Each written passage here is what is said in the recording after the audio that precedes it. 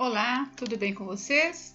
Hoje, dia 134 da nossa leitura da palavra, nós vamos ler os capítulos 4 ao 6 do livro de Jó. Vamos à leitura? Capítulo 4, primeira fala de Elifaz. Chegou a sua vez de sofrer. Então Elifaz, o temanita, tomou a palavra e disse: Se alguém tentar falar, você terá paciência para ouvir? Mas quem poderá conter as palavras? Veja bem, você ensinou a muitos e fortaleceu mãos cansadas. As suas palavras sustentaram os que tropeçavam e você fortaleceu joelhos vacilantes. Mas agora, quando chega a sua vez, você perde a paciência. Ao ser atingido, você fica apavorado. Você não tem confiança no seu temor a Deus? Não tem esperança na integridade dos seus caminhos? Pense bem, será que algum inocente já chegou a perecer? E onde os retos foram destruídos? Segundo eu tenho visto, os que lavram a iniquidade e semeiam o mal, isso mesmo eles colhem. Com o hálito de Deus perecem e com o sopro da sua ira são consumidos. Cessa o bramido do leão e a voz do leão feroz, e os dentes dos leõezinhos são quebrados. O leão morre porque não há presa, e os filhos da leoa andam dispersos. Pode um mortal ser justo diante de Deus? Uma palavra me foi trazida em segredo, e os meus ouvidos perceberam um sussurro dela. Entre pensamentos de visões noturnas, quando o sono profundo cai sobre as pessoas, sobrevieram o meu espanto e o tremor, e todos os meus ossos estremeceram. Então um espírito passou por diante de mim, e se arrepiaram os cabelos do meu corpo. Ele parou, mas não reconhecia sua aparência. Um vulto estava diante dos meus olhos. Houve silêncio e ouvi uma voz. Pode um mortal ser justo diante de Deus? Pode alguém ser puro diante do seu Criador? Eis que Deus não confia nos seus servos e aos seus anjos atribui imperfeições. Quanto mais aqueles que habitam em casas de barro, cujo fundamento está no pó e que são esmagados como a traça. Nascem de manhã e à tarde são destruídos, perecem para sempre, sem que ninguém se importe com isso. Se o fio da vida lhes é cortado, morrem e não alcançam a sabedoria. Capítulo 5. O ser humano nasce para o sofrimento. Grite agora para ver se há quem responda, e para qual dos santos anjos você se voltará?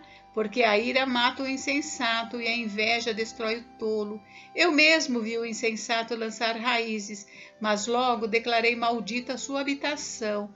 Os filhos dele estão longe do socorro, são oprimidos nos tribunais e não há quem os livre. A sua colheita o faminto a devora, arrebatando até o que se encontra no meio de espinhos, e o sedento suga os seus bens. Porque a aflição não vem do pó e o sofrimento não brota do chão. Mas o ser humano nasce para o sofrimento, como as faíscas das brasas voam para cima. Há esperança para os pobres. Quanto a mim, eu buscaria a Deus e a Ele entregaria a minha causa. Deus faz coisas grandes e insondáveis, maravilhas que não se podem enumerar. Faz chover sobre a terra e envia águas sobre os campos. Põe os abatidos no lugar alto e conduz enlutados a um lugar seguro. Deus frustra os planos dos astutos para que não possam realizar seus projetos. Ele apanha os sábios na própria astúcia deles, e o conselho dos que tramam não chega a vingar. De dia eles encontram as trevas, e ao meio-dia andam tateando como se fosse noite. Porém Deus salva da espada que lhes sai da boca, salva os necessitados das mãos dos poderosos. Assim, há esperança para os pobres e a iniquidade tapa sua própria boca. As mãos de Deus curam. Bem-aventurado é aquele a quem Deus disciplina, portanto não despreze a disciplina do Todo-Poderoso, porque ele faz a ferida e ele mesmo a faz sarar, ele fere e as suas mãos curam. De 6 angústias ele o livrará, e na 7ª o mal não tocará em você. Na fome ele livrará você da morte, na guerra do poder da espada. Você estará abrigado do açoite da língua, e quando vier a destruição não ficará com medo. Da destruição e da fome você dará risada, e dos animais da terra não terá medo, porque com as pedras do campo você fará aliança, e os animais selvagens viverão em paz com você. Saberá que a sua tenda está em paz, percorrerá as suas posses e não achará falta de nada. Saberá que a sua descendência se multiplicará e que a sua posteridade será como a erva da terra. Em robusta velhice você descerá à sepultura, como se recolhe o feixe de trigo no tempo certo. Veja bem, isto é o que investigamos, e assim é. Ouça e medite nisso para o seu bem. Capítulo 6. Resposta de Jó. Por que prolongar a vida se o fim é certo? Então Jó respondeu: se a minha queixa de fato pudesse ser pesada, e contra ela numa balança se pusesse a minha miséria, esta, na verdade, pesaria mais que a areia dos mares. Por isso é que as minhas palavras foram precipitadas, porque as flechas do Todo-Poderoso estão cravadas em mim, e o meu espírito sorve o veneno delas. Os terrores de Deus se armam contra mim. Será que o jumento selvagem zurra quando está junto à relva? Ou será que o boi berra junto ao seu pasto? Pode-se comer sem sal o que é insípido? Ou haverá sabor na clara do ovo? Aquilo que a minha alma recusava tocar, isso é agora a minha comida repugnante. Quem dera se cumprisse o meu pedido e que Deus me concedesse o que desejo. Que fosse do agrado de Deus esmagar-me, que soltasse a sua mão e acabasse comigo. Isso ainda seria minha consolação, e eu saltaria de contente na minha dor, que é implacável. Porque não tenho negado as palavras do santo? Por que esperar se já não tenho forças? Por que prolongar a vida se o meu fim é certo? Por acaso a minha força é a força da pedra? Ou é de bronze a minha carne? Não encontro socorro em mim mesmo. Foram afastados de mim os meus recursos. Meus amigos me enganaram. Ao aflito deve o amigo mostrar compaixão, mesmo ao que abandonou o temor do Todo-Poderoso.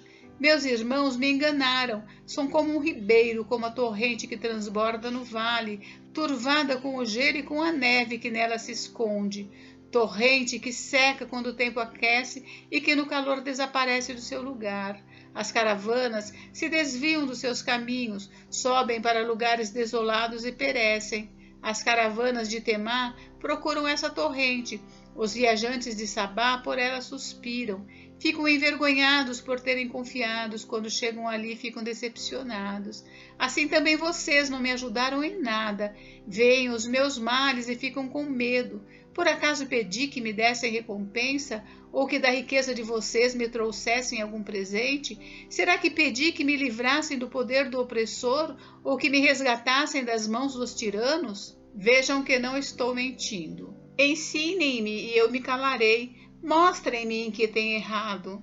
Como são persuasivas as palavras retas. Mas o que é que a repreensão de vocês repreende? Por acaso vocês pensam em reprovar as minhas palavras, ditas por um desesperado ao vento? Até sobre um órfão vocês lançariam sortes e seriam capazes de vender um amigo.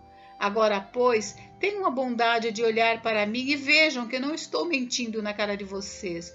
Por favor, mudem de parecer e que não haja injustiça. Mudem de parecer e a justiça da minha causa triunfará. Há iniquidade em meus lábios? Será que a minha boca não consegue discernir coisas perniciosas?